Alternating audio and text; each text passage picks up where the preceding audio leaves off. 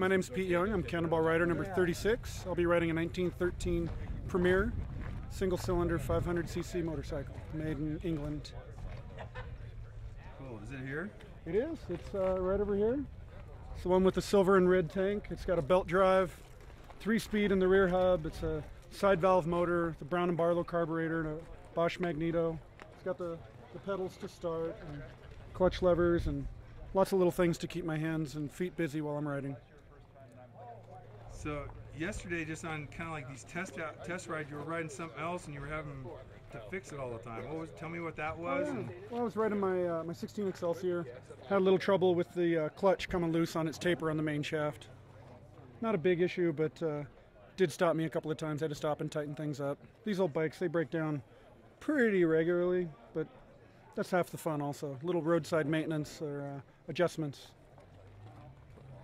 So what do you like about this one especially, or what's its notable features that you like to bring out?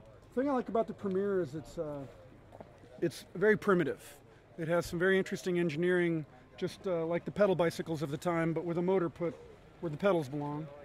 You can see the evolution of a pedal bicycle to a Premier to something like this or that, where it really turned into a motorcycle. But at this point, it was still just a slightly glorified motor bicycle. It has a lot of things, like I said, to keep you busy. It has little levers where you can adjust the amount of air or the amount of gas that goes into the carburetor. You can adjust the timing. You have to manually pump the oil into the motor or it seize. You just have to keep your wits about you while riding. It demands a lot of attention.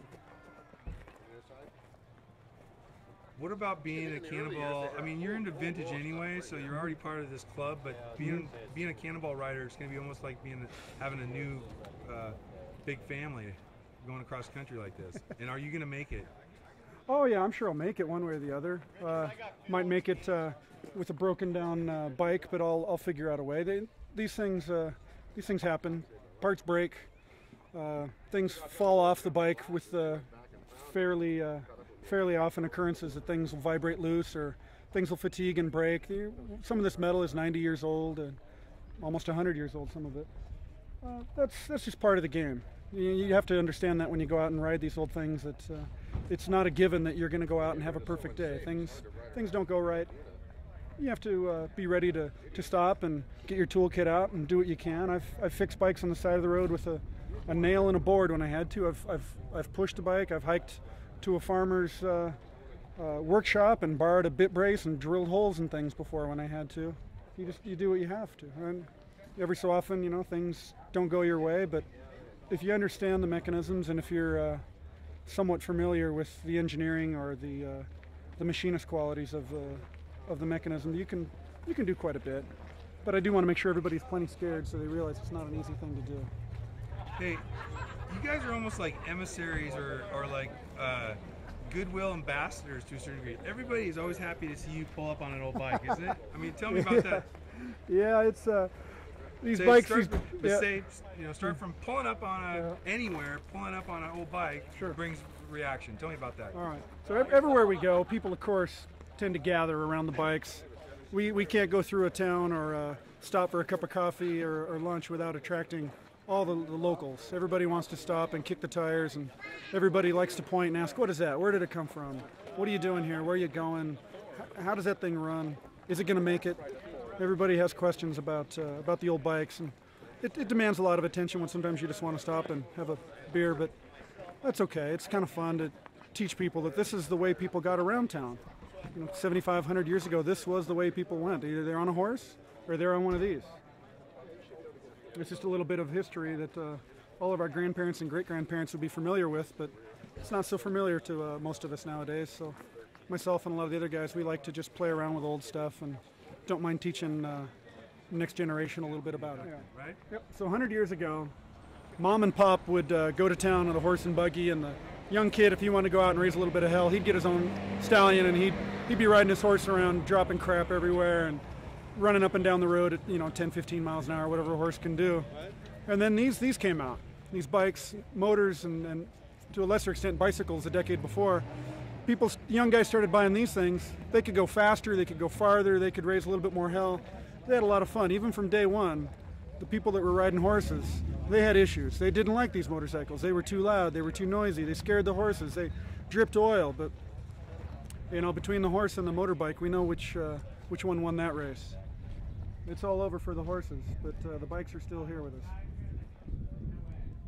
The thing about the Cannonball that worries me is the amount of miles per day. The rest of it doesn't scare me at all. It's getting up before sunrise, getting started at sunrise, riding at 30 miles an hour, 35 miles an hour all day, stopping for gas 6 times, and running out of daylight. That's the part that I'm not looking forward to, is finishing up in the dark. But there's ways around that. We'll do what we can. There's only so many miles an hour we can do on these old bikes, and there's a certain number of miles we have to do, so that divide that out and do the math, and it's hours. It's going to be a lot of hours in the saddle. There's going to be a lot of people with sore butts. There's going to be a lot of broken metal. There's going to be oil everywhere. There's going to be gas tanks leaking gas. There's going to be probably somebody will catch a fire. Somebody else will backfire and blow their muffler apart. There's going to be all sorts of mayhem, but it'll be exciting. It'll be real exciting. So these bikes, they're old, they break down, they're expensive, they got terrible brakes, no suspension, they leave you on the side of the road. You got to be a degreed engineer or an expert machinist to even keep them going. Only a fool would do it. Oh, just trying to replace a pin that fell off the carburetor yesterday. Oh. If this was the race, would this put you out of the race, you think? Oh, no. The thing is, like, most people have no idea how to ride a bike like this, let alone fix it. And that's going to be like back to the Cannonball. That's one of the keys to this, is keeping your bike running, right? Oh, definitely, yeah. And the maintenance on the side of the road or at the hotel parking lot is a big part of any kind of rally. There's always something that seems to come out of adjustment, fall off, break, or just otherwise needs help. So got to be able to help these things on an hourly or daily basis. They need attention. It's not like a modern bike where you just get on it and push a button and open the throttle.